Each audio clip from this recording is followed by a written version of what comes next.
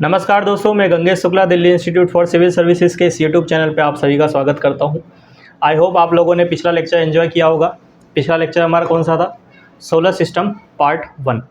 उसमें हमने terrestrial planets को कवर किया था। कौन से प्लैनेट्स थे? तो हमने देखा था मरकुरी को, फिर हमने देखा था वीनस को, देन हमने अपनी अर्थ को देखा, और अर्थ के साथ साथ हमने जो है मून को भी बहुत ही ज़्यादा डीपली स्टडी किया। और जो हमारा लास्ट टेरेस्ट्रियल प्लैनेट था वो हमारा था, ये था मार्स। और मार्स के हमने दोनों के दोनों ये जो आपको घूमते हुए दिख रहे हैं, ये हमने जो है डीमोस, उसके नेचुरल सैटेलाइट, और दूसरा जो था आपका फोबोस, उसको जो है स्टडी किया था। और हम लोग जो है ये एस्ट्रॉयड बेल्ट जो आपको दिख रही है, यहाँ पे आके रुक गए थे। और हमने बोला था कि भाई अब अगला वीडियो जो आएगा वो एस्ट्रॉयड बेल्ट के उस तरफ क्या हो रहा है, मतलब आपके जोवियन प्लैनेट्स, या कह सकते हैं गैसियस प्लैनेट्स, या ऐसा भी कह सकते हैं जायंट प्लैनेट, उनके बारे में हम स्टडी करेंगे।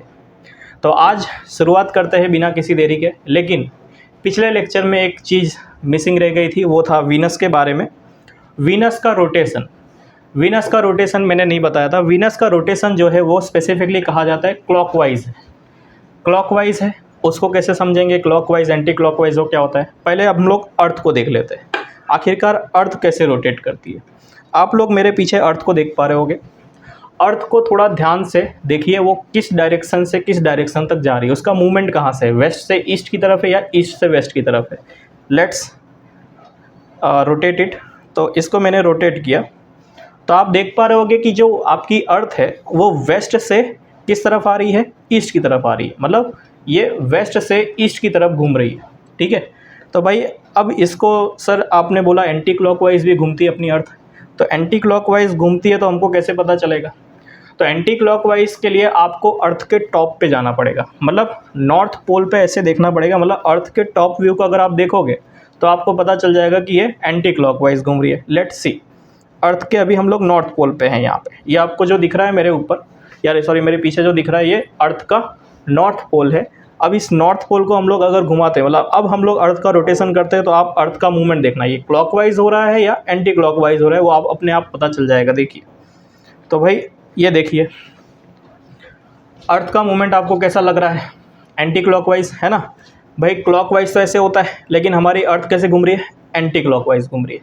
और ये अकेली अर्थ नहीं, हमारी सारे प्लैनेट्स जो है मेजॉरिटी हमारे यहाँ पे एंटी क्लॉकवाइज ही घूमते हैं।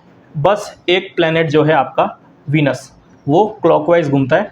मतलब आप समझ चुके होंगे कि भाई वो उसका जो मूवमेंट है वो ईस्ट से वेस्ट की तरफ है। Let's check. अब वीनस की तरफ चलते हैं। वीनस को हम देखते हैं, वीनस कहाँ पे? वीनस ये रहा।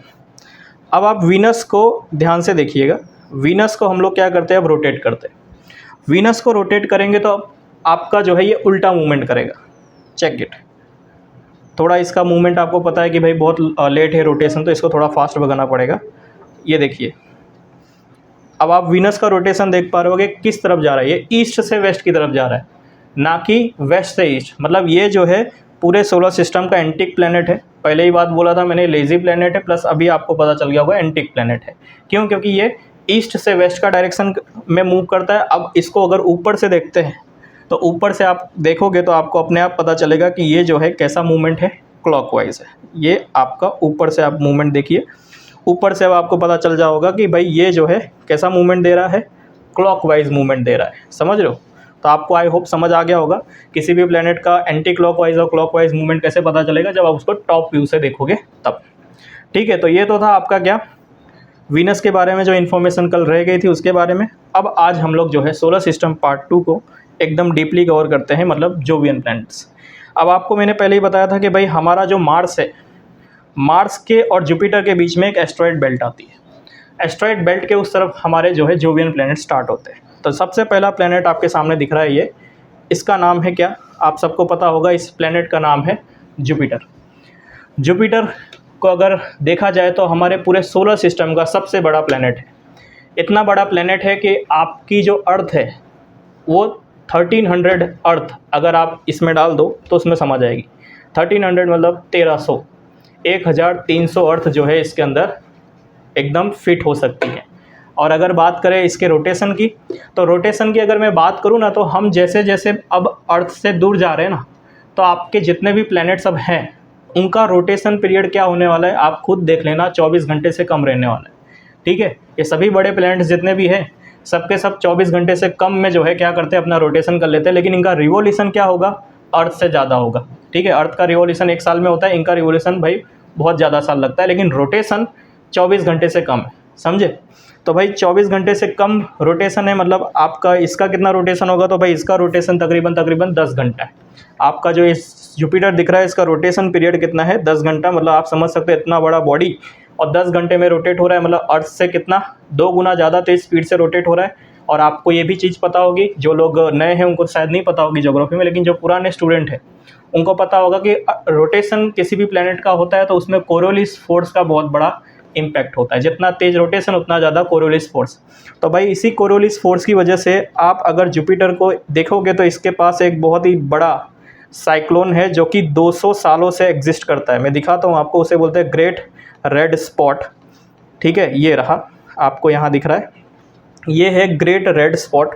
आई होप आप लोग को दिख पा रहा होगा, ये रहा, ये है ग्रेट रेड स्पॉट।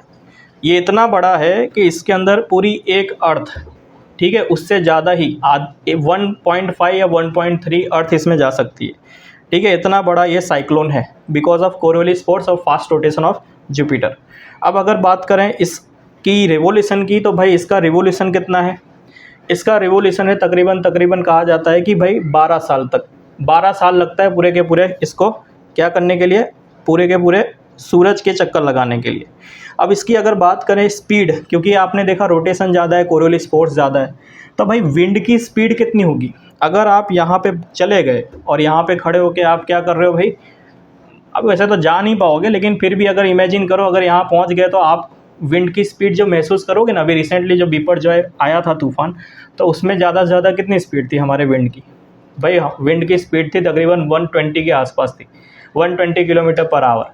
लेकिन अगर आप यहाँ पहुँच गए किधर, जुपिटर पे, तो इधर की नॉर्मल जो विंड स्पीड है पता है कितनी है, 432 किलोमीटर पर आवर, 432 किलोमीटर की स्पीड पे यहाँ पे विंड बहती है। और जैसे जैसे अभी हम दूर जाएंगे वैसे वैसे प्लैनेट्स के वहाँ पे जो विंड का जो स्पीड है वो भी बढ़ने वाली है। ठीक है, तो भाई अब आगे बढ़ते हैं और इसके बारे में जानते हैं। इसकी अगर डिस्टेंस की बात करें, इसकी जुपिटर की, तो इसकी डिस्टेंस सूरज से यहाँ तक कितनी है, 5.2 AU है। आपको मैंने बताया था एक 1 AU मतलब अर्थ से और सन के बीच का डिस्टेंस, और 1 AU का जो कह सकते हैं मेजरमेंट है वो तकरीबन 15 करोड़ किलोमीटर है। तो आप क्या करिए, 15 करोड़ को 5.2 से मल्टीप्लाई कर दो, अपने आप आपको डिस्टेंस पता चल जाएगा किसका, आपके इस जुपिटर का। अगर बात करें भाई इसके मून्स की, तो आप यहाँ पे 4 मून्स देख पा रहे होगे, बट एक्चुअली में इसके पास मून्स जो हैं 80 से 95 के आसपास हैं। ठीक है, लेकिन जो इसके 4 मेजर मून हैं आपको दिख रहा होगा यहाँ पे, ठीक है, यूरोपा, गैनीमेड, और एक आईओ दिख रहा है, और दूसरा जो है कैलिस्टो दिख रहा है। ये 4 इसके मेजर जो है क्या है, मून है। और ये चारों मूनों को बोला जाता है गैलीलियन। ठीक है, गैलीलियन मून्स बोला जाता है, क्योंकि भाई ये जो चारों मून है, ये चारों मून को डिस्कवर करने वाला जो बंदा था उसका नाम था गैलीली, बहुत ही फेमस एस्ट्रोनॉमर है। ठीक है, तो उनके नाम पे ही इनके चारों सैटेलाइट्स का नाम रख दिया गया आपका गैलीलियन सैटेलाइट्स या फिर गैलीलियन मून्स। ठीक है, किसके, जुपिटर के। अब जो इम्पोर्टेंट है देख लेते हैं। पहला तो है यूरोपा, ठीक है, ये यूरोपा है। दूसरा है ये गैनीमेड, ठीक है, ये है गैनीमेड। और उसके बाद आएगा नंबर, ये रहा आपका कैलिस्टो, और एक जो आपका रह गया था पीछे आ रहा है ये आईओ। ये है जुपिटर के कुछ सैटेलाइट्स जो कि नेचुरल सैटेलाइट्स हैं। और अगर बात करें इसके ग्रेविटी की, तो भाई आपने 10th-12th में कोई भी साइंस अगर नहीं पढ़ा है फिर भी लोगों को पता होगा कि अर्थ की ग्रेविटी कितनी है, 9.8 मीटर पर मीटर पर सेकेंड स्क्वायर। ठीक है, तो उस हिसाब से आपके यहाँ पे जुपिटर की जो ग्रेविटी है कितनी है, आप हैरान हो जाओगे जान के। यहाँ पे जो ग्रेविटी है तकरीबन 25 कहा जाता है, 24.9 मीटर सेकेंड स्क्वायर। अभी हम बात करते हैं इसके मिशन के बारे में। इसके मिशंस की अगर बात करें तो भाई एक सबसे पुराना मिशन जो था, ऑब्वियस सी बात है किसके नाम पे गया होगा, गैलीलियो के नाम पे गया होगा। तो 1989 में एक गैलीलियो मिशन गया था। ठीक है, आई होप आप ये फ़ोटो देख पा रहे होगे। फिर उसके बाद एक मिशन गया था 2011 में, उसका नाम था जूनो मिशन। ठीक है, वो भी ये फ़ोटो आप देख लो, जूनो मिशन। देन अभी 2024 में एक मिशन भेजने वाले हैं, बोला जा रहा है उसका नाम है यूरोपा क्लिपर। यानी आपने जो यूरोपा अभी देखा, ये रहा यहाँ पे, ये यूरोपा के पास एक स्पेसिफिकली क्या भेजने वाले हैं, सैटेलाइट भेजने वाले हैं इसको स्टडी करने के लिए। उसका नाम रहेगा यूरोपा क्लिपर। 2024 का ये मिशन रहने वाला है। अब आपके लिए होमवर्क ये है, आप कमेंट सेक्शन में बताइए कि भाई गैलीलियो, जूनो और ये यूरोपा, ये कौन सी कंट्रीज़ इससे एसोसिएटेड है। अब आगे बढ़ते हैं अपने दूसरे प्लैनेट की तरफ। दूसरा प्लैनेट हमारा जो है अपने इंडिया में बहुत फेमस है, शनि ग्रह। आपने सुना होगा 7.5 है ना। तो भाई ये है शनिदेव, आपका शनि ग्रह, मतलब शनिदेव का निवास कह सकते हैं सैटर्न की अगर बात करें तो इसका जो सरफेस टेम्परेचर है वो तकरीबन -150 के आसपास रहेगा। अभी क्या है, हम जैसे जैसे दूर जाएंगे तो क्या है, सनलाइट कम होती जा रही है, तो इसका मतलब ये है कि वहाँ का सरफेस टेम्परेचर क्या होगा, कम होता जाएगा। आपका जुपिटर का भी जो है तकरीबन वो 150 के आसपास ही था। और अब अगर बात करें इसके रोटेशन की, तो आपका जो सैटर्न है इसका रोटेशन पीरियड क्या है, इसका रोटेशन पीरियड तकरीबन 10.7 आवर है। यानी कि कह सकते हैं मोटे मोटे तौर पे जुपिटर और सैटर्न का एक जैसा ही रोटेशन है। जुपिटर का 9.9 था और इसका जो है 10.7, 1 घंटे के आसपास का फ़र्क है। और अगर बात करें इसके यहाँ पे स्पीड, विंड की स्पीड कितनी है, तो भाई आपको ये याद रखना पड़ेगा कि यहाँ पे जो इसकी विंड है वो 1800 kilometre per hour, 1800 kilometre per hour की स्पीड से यहाँ पे क्या बहती है, हवाएं बहती है। इतनी तेज़ी से तो आपका कह सकते हैं जेट प्लेन भी नहीं उड़ता। जो आप जिस प्लेन से आप ट्रैवल करते हो हवा में, वो जो है 900 किलोमीटर की स्पीड से क्या कहते हैं उड़ता है। भाई ये 2 गुना स्पीड से तो यहाँ पे नॉर्मल हवाएं बहती है। तो आप समझ सकते हो कि बहुत ही खतरनाक प्लेनेट से ये सारे। आपका सैटर्न जो है 1800 किलोमीटर पर आवर की स्पीड से यहाँ पे क्या बह रही है, हवा। लेकिन ये कम ज़्यादा नहीं है। अभी एक और प्लेनेट आएगा जहाँ पे आपकी विंड की स्पीड, सरफेस पे विंड की स्पीड बहुत ज़्यादा है, ठीक है। पर इतना बता देता हूँ कि ये जो है सेकंड हाईएस्ट स्पीड है, जो विंड की स्पीड है किसी भी प्लेनेट के ऊपर, ये सैटर्न के पास है। अगर बात करें रिवोल्यूशन की, तो भाई इसको 29 ईयर लगते हैं, मतलब तकरीबन 30 साल। बट याद रखिए आप 29 ईयर एग्जैक्ट है, 29 ईयर लगेंगे इसको एक बार रोटेट होने के लिए। मतलब अगर आपका बर्थडे यहाँ मनाना है तो आपको 29 ईयर का वेट करना पड़ेगा सैटर्न पे। और अगर बात करें डिस्टेंस की, तो 9.6 AU। अब क्या करिए आप, भाई 15 करोड़ किलोमीटर को 9.6 से मल्टीप्लाई कर दो, तो भाई इतना आपको डिस्टेंस मिल जाएगा सन से इसका। और अगर बात करें कितनी बड़ी है ये, तो भाई हमारे जुपिटर में 1300 अर्थ घुस रही थी, अब इसके अंदर जो है 700 अर्थ, यानी 700 पृथ्वी जो है आप सैटर्न के अंदर डाल सकते हो। यानी इतना बड़ा ये प्लेनेट है। और बात करें अगर मून की, तो मून जो है इसका तकरीबन कुछ लोग बोलते हैं 90 है, बट मेजॉरिटी नासा की वेबसाइट पे ये सब जगह पे लिखा हुआ है 140 प्लस, 140 से ज़्यादा मून्स किसके पास हैं, आपके सैटर्न के पास है। एग्जाम में क्वेश्चन आया तो भाई आप सैटर्न ही टिक करना कि सबसे ज़्यादा मून किसके पास है, तो सैटर्न के पास है। और अगर बात करें इसके मून्स की, तो इसके मून बहुत ही ज़्यादा फेमस है। पहला तो मून जो है सबसे ज़्यादा फेमस जो है वो है ये टाइटन। आपको ये गोल्ड कलर का दिख रहा होगा, ये टाइटन जो है ये बहुत ही ज़्यादा फेमस है। क्यों फेमस है, क्योंकि इसका जो कह सकते हैं सरफेस जो है, बोला जाता है कि ये जो है नाइट्रोजन रिच है, यानी नाइट्रोजन यहाँ पे बहुत ज़्यादा है। और आपको भी पता है कि आपके एटमॉस्फेयर में, हमारे एटमॉस्फेयर में सबसे ज़्यादा कंटेंट किसका है, नाइट्रोजन का है, ठीक है। नाइट्रोजन गैस जो है हमारे एटमॉस्फेयर में सबसे ज़्यादा है, ठीक। इसलिए जो है ये हमारे लिए बहुत इंपॉर्टेंट हो जाता है। और कहीं कहीं पे कहा जा रहा है कि भाई कुछ आर्टिकल्स ऐसा भी कहते हैं कि टाइटन के सतह के नीचे हो सकता है कि भाई पानी का पूरा भंडार हो और वहाँ पे कुछ ना कुछ जीव एग्जिस्ट करते हो। बट ये जो है आने वाले समय की बात है, क्योंकि नाइट्रोजन जो है आपको पता है कि भाई मीथेन, अमोनिया, ये सब जो गैसेस हैं, जिस गैसेस में आपको कुछ जीवाश्म मिल जाते हैं, उनका होना यहाँ पे चांसेस ज़्यादा है, ठीक है। अब मून्स की बात कर ही रहे हैं तो भाई और भी बहुत सारे मून्स हैं किसके, सैटर्न के, उसको भी देख लेते हैं। तो सैटर्न तो पहली बात फेमस क्यों है, पहले तो आपको ये पता ही है, बचपन की बात है, ये सब रिंग की वजह से जो है बहुत ही ज़्यादा फेमस है।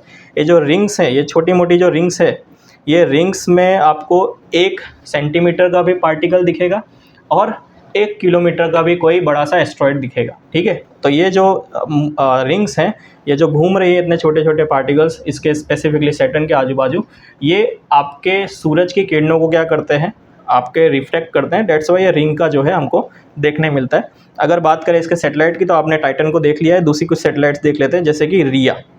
ये एक दूसरी सेटेलाइट है जो मेजर सेटेलाइट्स है, ये है रिया। देन आफ्टर ये दूसरी सेटेलाइट है डियोन। फिर उसके बाद एक और सेटेलाइट है इसकी लेपेटस, ठीक है। और आपकी एक और सेटेलाइट बसती है हाइपेरियन, ठीक है। ये थोड़ा एस्ट्रॉयड जैसा लग रहा है। तो ये जो है इसकी मेजर सेटेलाइट है और ये है आपका तैथिस। आने वाले समय में हम जब देखेंगे कॉन्टिनेंटल ड्रिफ्ट थियरी, तो उसमें जो है तैथिस सी के बारे में उल्लेख किया जाएगा। तो आपको ये भी पता होना चाहिए कि तैथिस नाम का एक सेटेलाइट भी एग्जिस्ट करता है, किसका, सैटर्न का, ठीक है। आई होप आप लोग को ये सैटर्न के बारे में जो जानकारी मिली होगी वो सही मिली होगी। और एक और जो स्पेसिफिक जानकारी है वो जानकारी ये है जो कि अचंभे में डालती है थोड़ा सा, इसकी डेंसिटी। आपको मैंने पहले ही बताया था कि हमारे पूरे सोलर सिस्टम में सबसे ज़्यादा डेंसिटी किसके पास है, अर्थ के पास है, 5.5 के आसपास। लेकिन अगर सैटर्न की बात करें, सैटर्न की जो डेंसिटी है, डेंसिटी मतलब घनत्व, इसकी डेंसिटी 0.7 है। मतलब अगर आप इस सैटर्न पूरे प्लेनेट को, इस पूरे प्लेनेट को अगर आपने उठा के हमारे किसी भी ओशियन के ऊपर रख दिया, इमेजिन करिए अगर इसको आपने छोटा करने का कोशिश किया और इसको जो है, मान लेते हैं कि भाई सैटर्न से भी बहुत बड़ा कोई 10,000 गुना बड़ा प्लेनेट है और सैटर्न को उठा के पानी में रख दिया, वो प्लेनेट, ये जो प्लेनेट है क्या करेगा, तैरेगा। ये जो प्लेनेट है सैटर्न क्या करेगा, तैरने लगेगा। क्यों? क्योंकि एक से डेंसिटी, जिसकी डेंसिटी एक से कम होती है वो क्या करता है, फ्लोट करता है। जैसे बर्फ़, आइस, उसकी डेंसिटी क्या है, 1 से कम है तो वो फ्लोट करती है, ठीक है। तेल, उसकी भी डेंसिटी क्या है भाई, आपका वाटर से कम है तो वो क्या करती है, फ्लोट करती है। तो वैसे सैटर्न भी है जिसकी डेंसिटी 0.7 है और ये पूरे सोलर सिस्टम में सबसे कम डेंसिटी जिसका 1 से कम हो, ये है आपका सैटर्न। बाकी सबका 1 से ज़्यादा है, ठीक है। तो ये थोड़ा आपको जानना था। और इधर एक मिशन भेजा गया था, मिशन का नाम था कसिनी, ठीक है। आपको यहाँ पे एक इमेज दिख रही होगी कसिनी की। फिर हम बात करते हैं आगे दूसरे प्लेनेट की। दूसरा प्लेनेट हमारा होने वाला है यहाँ पे यूरेनस, ठीक है। अब ये यूरेनस के बारे में ख़ास तौर पे अगर आपको बताऊँ तो आपको ये प्लेनेट पे मैंने जैसे ही क्लिक किया तो ये प्लेनेट कैसे आपको घूमता हुआ दिख रहा है, ऐसा दिख गया एकदम। ये प्लेनेट की खासियत ये है कि ये प्लेनेट जो है तकरीबन 90 प्लस क्या है भाई, ये टिल्टेड है अपने एक्सिस से, क्या है ये, टिल्टेड है 97.77 डिग्री। हमारी अर्थ अपने एक्सिस से कितना टिल्टेड है, 23.5 डिग्री। लेकिन ये जो है कितना है, 97.77 डिग्री क्या है, ये टिल्टेड है। तो आपको ये प्लेनेट कैसा दिख रहा होगा, ऐसा दिख रहा होगा। इसकी रिंग जो है कैसे दिख रही है, ऐसी दिख रही है। एक्चुअली में इसकी रिंग कैसी होनी चाहिए थी, ऐसी होनी चाहिए थी ना। ये देखो इसकी रिंग ऐसी होनी चाहिए थी, बट एक्चुअली में ये कैसा दिख रहा है, ऐसा दिख रहा है। अगर मैं सन से आपको दिखाऊं इसको, ये देखो ये रहा सन। अब सन से सारे प्लेनेट देखो कैसे दिख रहे हैं, अच्छे से दिख रहे हैं, ऐसे ही है नॉर्मल। लेकिन अगर आप नेपच्यून क्या बोलते हैं, यूरेनस को देखोगे, ये देखो कैसा यूरेनस ऐसा टेढ़ा है पूरा ऐसा। तो ये जो है आपका कैसा है, ये आपका तकरीबन 97.77 डिग्री क्या है, अपने ऑर्बिटल एक्सिस से टिल्टेड है, ठीक है। और अगर बात करें इसके रोटेशन की, तो इसका रोटेशन जो है तकरीबन 17 आवर्स का है, 17 घंटे में एक बार रोटेट होता है। और अगर बात करें इसके स्पेसिफिकली रिवोल्यूशन की, तो इसको बहुत ज़्यादा समय लगता है, 84 ईयर्स लगेंगे, 84 साल लगेंगे पूरे के पूरे सन के चक्कर लगाने में। और डिस्टेंस की बात करें तो 19.2 AU है एस्ट्रोनॉमिकल यूनिट। और मून्स जो है इसके पास 27 प्लस हैं। और जो इम्पोर्टेंट मून्स हैं इसके पास वो देख लेते हैं। एक तो है मिरांडा, ये जो है इसका मिरांडा एक मून है इसका नाम। दूसरा है एरियल, ठीक है, एरियल वॉशिंग पाउडर नहीं है, ठीक है, ये एरियल इसका नाम है, एरियल मून। दूसरा जो है इसका ये उम्ब्रियल, ठीक है। और लास्ट में आपका जो इम्पोर्टेंट है वो है टाइटेनिया। आप कंफ्यूज मत होना, टाइटन मून किसका है और टाइटेनिया किसका है। टाइटन जो है किसका है, आपका सैटर्न का। टाइटेनिया किसका है, ये जो है आपका यूरेनस का है, ठीक है। तो यूरेनस का जो मून है वो है टाइटेनिया। और अगर बात करें इसके यहाँ पे सरफेस पे विंड की स्पीड क्या रहती है, तो इसकी विंड की स्पीड इसके सरफेस पे 900 किलोमीटर पर आवर की स्पीड है इसके यहाँ पे, ठीक है। तो ये था आपका यूरेनस। और अगर बात करें इसकी साइज़ की, तो साइज़ भी बता देता हूँ, अर्थ से बड़ा ही होगा, ऑब्वियस सी बात है। इसकी साइज़ है तकरीबन इतनी ज़्यादा समझ लो कि 63 अर्थ को क्या अगर एक साथ रखा जाए और इसमें डाल दिया जाए तो भाई फिट हो जाएंगी। यानी ये 63 से अर्थ के बराबर क्या है इसकी साइज़ है। आगे बढ़ते हैं दूसरे प्लेनेट की तरफ। हमारा आगे प्लेनेट आता है, ये है नेपच्यून। बहुत ही ज़्यादा ब्यूटीफुल प्लेनेट है, जिनको ब्लू कलर बहुत अच्छा लगता है उनके लिए तो बहुत ही बेस्ट प्लेनेट है, ठीक है। तो ये है आपका नेपच्यून। नेपच्यून की सबसे बड़ी खासियत है इसकी विंड की स्पीड। इस प्लेनेट के पास अगर आप पहुंच गए और यहाँ पे अगर आप खड़े हो तो आप समझ लो कि इसके यहाँ पे जो विंड की स्पीड होगी वो तकरीबन कितनी है, 2100 किलोमीटर, 2100 किलोमीटर की स्पीड से क्या बहती है यहाँ पे, हवाएं बहती। ठीक है, तो बहुत ही ज़्यादा तेज़ है, हाईएस्ट है। सबसे हाईएस्ट किसके पास है, आपका नेपच्यून के बाद नेपच्यून के पास है। सेकंड हाईएस्ट विंड की स्पीड किसके पास है, तो भाई सैटर्न के पास। और आपने थर्ड देखा किसके पास है, आपके यूरेनस। फिर फोर्थ नंबर आपका आता है आपका जुपिटर। तो अभी वापस से नेपच्यून की तरफ आते हैं। नेपच्यून की बात करें तो सेल्सियस कितना टेम्परेचर है यहाँ पे, तो -220 डिग्री सेल्सियस, क्योंकि अब क्या है, दूर होते जा रहे हैं ना, तो भाई सनलाइट कम होती जा रही है। तो सरफेस टेम्परेचर कितना है, तकरीबन -220 डिग्री सेल्सियस। रोटेशन की बात करें तो भाई इसको भी अपने एक्सिस में रोटेट होने के लिए 16 घंटे लगते हैं। तो आप देख पा रहे होगे कि भाई सैटर्न, यूरेनस, नेपच्यून, जुपिटर सबका जो अपना रोटेशन पीरियड है कैसा है, आपके अर्थ से कम है, 24 आवर से कम है। यानी नेपच्यून का कितना, 16 ईयर, 16 आवर। और रिवोल्यूशन की अगर बात करें, पूरे सन को रिवॉल्व करने के लिए इसको समय लगता है 164 ईयर, 164 साल लगते हैं। मतलब आप जो है अब बर्थडे छोड़ो, आपको 2 जन्म लगेंगे शायद अपना बर्थडे मनाने में। ठीक है, तो अगर बात करें दूसरी डिस्टेंस की, तो डिस्टेंस जो है इसका नेपच्यून का सन से 30 AU है। 30 टाइम मल्टीप्लाई कर दो किसको, 15 करोड़ को। और मून्स की अगर बात करें तो 14 मून्स है इसके पास ऑफिशियल डेटा के हिसाब से, और बढ़ भी सकते हैं। बट यहाँ पे जो हमारे लिए इम्पोर्टेंट है वो है यहाँ पे आपका ट्राइटन, क्योंकि कन्फ्यूज़न होगा। टाइटन जो है किसका है, TITAN, टाइटन सैटर्न का है। ट्राइटन किसका है, TRITON, वो किसका था, आपका यूरेनस का। अब ये नेपच्यून का जो है कौन सा प्लैनेट आपको दिख रहा है, ये जो है आपका दूसरा जो दिख रहा है, ध्यान से देख लो, ट्राइटन। ठीक है, सॉरी, टाइटेनिया जो है किसका था, यूरेनस का था।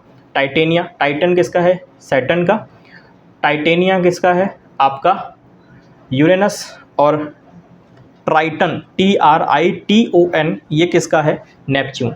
टाइटन, टाइटेनिया और ट्राइटन, तीनों वर्ड्स इतने डिफ़िकल्ट हैं, अगर एग्जाम में आ गए मैथ द फॉलोइंग में तो भाई पसीने छूट जाएंगे। इसलिए जो है क्या करो, याद रखना, टाइटन, सैटर्न, टाइटेनिया आपका यूरेनस, और ट्राइटन, TRITON, ये जो है नेपच्यून का। तो इसको याद रखना। दूसरी कुछ सैटेलाइट्स भी आपके सामने यहाँ घूम रही होगी, लेरिसा, प्रोटियस। ठीक है, तो इसको थोड़ा सा आप क्या करिए, याद रखिए। अब अगर बात करें कितना बड़ा है ये, तो भाई इसकी बात करें तो भाई ये जो है तकरीबन इसमें 57 अर्थ क्या आ सकती है, समा सकती है। तो 57 अर्थ जो है इसके पास कह सकते हैं फिट हो सकती हैं। अब आगे बात करते हैं। अभी हमारे ऑफिशियल प्लैनेट्स तो ख़त्म हो गए।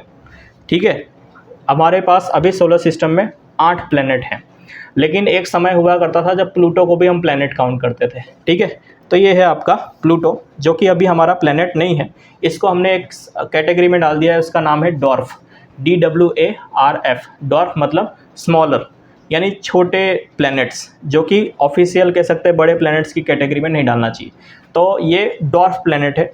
इसकी अगर बात करें तो भाई ये जो है ना, डॉर्फ प्लैनेट इतना छोटा है ना, इसको प्लैनेट की कैटेगरी में रख भी नहीं सकते, क्योंकि ये इतना छोटा है कि मान के चलिए कि ये हमारा जो मून है, मून उससे भी छोटा है। ठीक है, आपका प्लैनेट जो प्लूटो था पहले, अभी डॉर्फ प्लैनेट है। ठीक है, ये जो है आपका मून से भी छोटा है। पहले 9th प्लैनेट हुआ करता था, अब नहीं है। ठीक है, अब ये डॉर्फ प्लैनेट में आएगा। इसकी बात करें टेम्परेचर की, तो सरफेस टेम्परेचर -223 डिग्री सेल्सियस है। और अगर रिवोल्यूशन की बात करें तो 245 ईयर्स लगते हैं पूरे के पूरे, आपके कह सकते हैं कि सन को रिवॉल्व करने के लिए। डिस्टेंस बहुत ज़्यादा है, तकरीबन 40 AU के आसपास है। ठीक है, और मून की बात करें तो भाई देखो, एक तो हमारे मून से भी छोटा है, और इसके पास भी क्या है, 5 मून है। समझ लो, ये इसमें नहीं दिख रहा होगा मून इसके, बट एक्चुअली में प्लूटो प्लैनेट के पास भी खुद के क्या है, 5 मून है। और इसके पास जो सबसे बड़ा मून है, ठीक है, वो है उसका नाम चेरोन, CHARON। चेरोन जो है आपका प्लूटो का सबसे बड़ा मून है। ठीक है, और अगर बात करें ग्रेविटी की, तो प्लूटो की ग्रेविटी जो है हमारे मून से भी कम है। हमारी मून की जो ग्रेविटी है वो कैसी है, हमारे अर्थ से 1/6 है। मतलब अगर आप अर्थ पे 100 किलो वजन है आपका, और अगर आप मून पे पहुंच गए तो मून पे क्या होगा, आपका वजन डिवाइड बाय 6 कर लो, तो भाई तकरीबन आपके मून पे वजन होगा 16 के आसपास, 16 kg के आसपास आपका वजन होगा। लेकिन अगर वही 100 kg का इंसान को अगर आप प्लूटो पे भेज दो तो प्लूटो की जो ग्रेविटी है वो कितनी है, अर्थ के मुकाबले 1/12, समझ रहे हो।